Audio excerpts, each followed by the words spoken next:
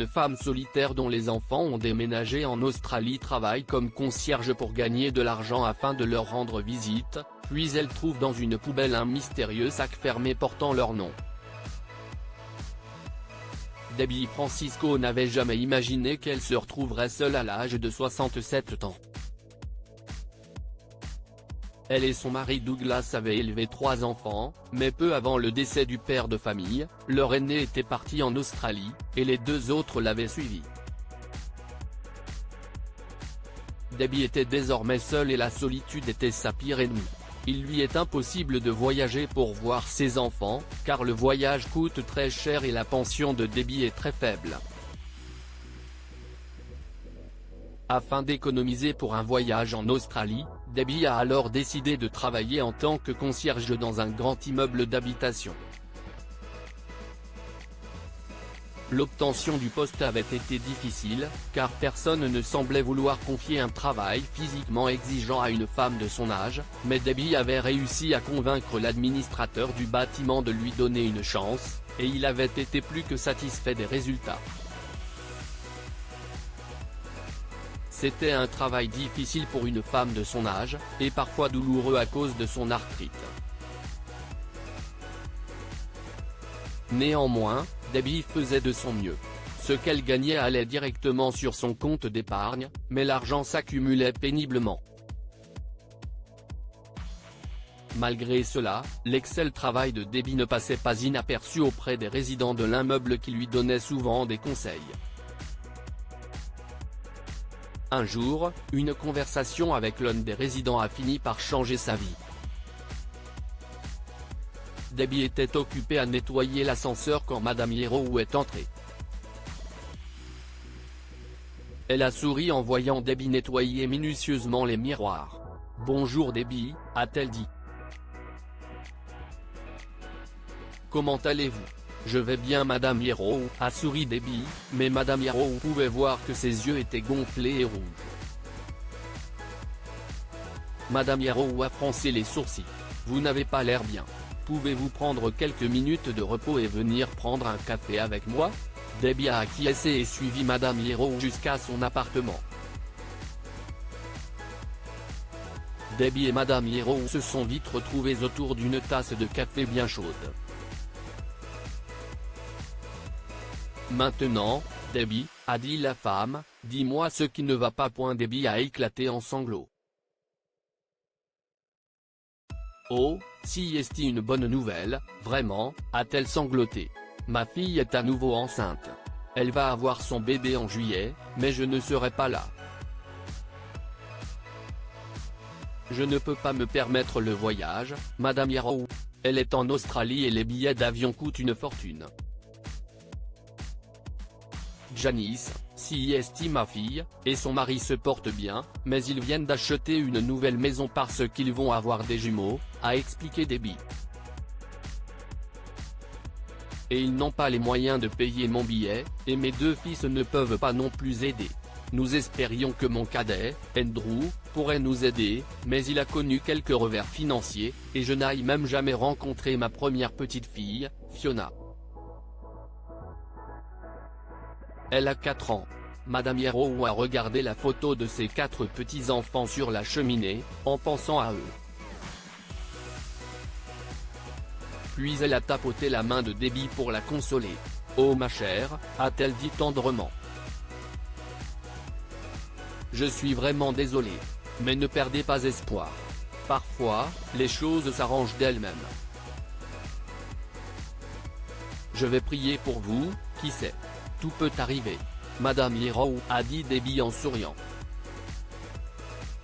« Vous seul pouvez me remonter le moral. Vous avez raison. J'ai toujours eu confiance en Dieu pour Ryder et je ne vais pas douter de lui maintenant. » Après le départ de Debbie, Madame Hierro a pris le téléphone et a commencé à appeler tous ses voisins pour leur expliquer la situation difficile de Debbie. « Debbie est un tel trésor, » a-t-elle dit. Elle est toujours là quand on a besoin d'aide ou juste d'un mot gentil. Je pense que nous pouvons l'aider. Porté par l'enthousiasme de Madame Hero, les autres résidents ont commencé à collecter de l'argent pour Debbie, et en peu de temps, ils avaient 2500 $. Madame Hero a constaté que cela suffisait pour payer le billet d'avion. Madame Hero a placé l'argent dans un sac en papier et a collé une grande étiquette sur l'extérieur qui disait « Pour Janice, Brad, and Drew ». Puis elle a fermé le sac et l'a placé dans la poubelle du hall d'entrée qui, elle le savait, était la première pièce que Debbie nettoyait en arrivant le matin. Le lendemain, Debbie est arrivée tôt, comme d'habitude, et la première chose qu'elle a faite a été de vider la poubelle. Elle a soulevé le couvercle de la poubelle dans le hall et a été surprise. Il y avait un sac en papier à l'intérieur, avec les noms de ses enfants dessus. Debbie l'a sorti avec des mains tremblantes et l'a ouvert. Elle ne revenait pas de ce qui lui tombait sous les yeux. À l'intérieur, il y avait une pile de billets enveloppés d'un ruban rose vif et une note qui disait « Bon voyage ». Debbie s'est mise à pleurer, a ramassé le sac et a couru jusqu'à l'appartement de Madame Hero. Elle a sonné à la porte et tendu le paquet à une Madame Hero louriante. « Vous avez fait ça ?» a sangloté Debbie. « Merci. » Madame Hero a serré dans ses bras Debbie, qui pleurait, et lui a dit « C'est à nous tous, Debbie, nous voulions juste vous montrer à quel point vous comptez pour nous. » 2 mois plus tard, Madame Hero a conduit Debbie à l'aéroport et l'a vue partir pour la première étape de son long voyage en Australie. 2 jours plus tard, Debbie se retrouvait avec ses enfants bien-aimés et rencontrait sa douce petite fille. Quelques semaines plus tard, elle a envoyé à Madame Hero une photo d'elle tenant 2 nouveau-nés bâillants.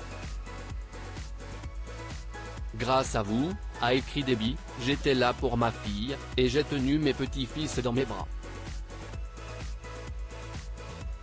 Que Dieu vous bénisse pour votre gentillesse. Que pouvons-nous apprendre de cette histoire? Ne perdez jamais espoir. Dieu répond aux prières de manière inattendue. Madame Hero a été émue par l'histoire de Debbie et a fini par être un instrument de Dieu pour aider son amie. La charité de beaucoup peut aider un rêve à devenir réalité. Seule, Madame Hero n'aurait jamais pu réunir l'argent pour le billet de Debbie, mais lorsque les voisins se sont réunis, la tâche est devenue facile. Partagez cette histoire avec vos amis. Elle pourrait égayer leur journée et les inspirer. Cette histoire est inspirée par l'histoire d'un de nos lecteurs et écrite par un rédacteur professionnel. Toute ressemblance avec de véritables noms ou lieux est une pure coïncidence. Toutes les images sont utilisées uniquement à des fins d'illustration. Partagez votre histoire avec nous. Elle changera peut-être la vie de quelqu'un. Si vous souhaitez partager votre histoire, envoyez-nous un mail à info@amomama.